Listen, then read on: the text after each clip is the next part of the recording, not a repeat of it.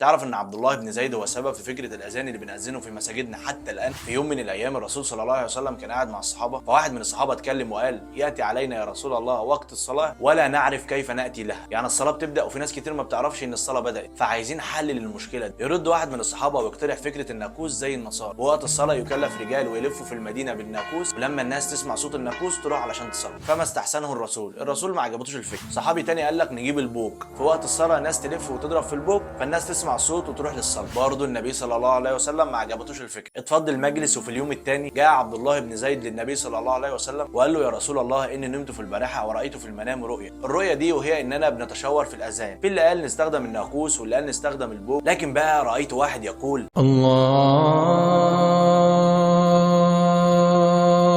أكبر الله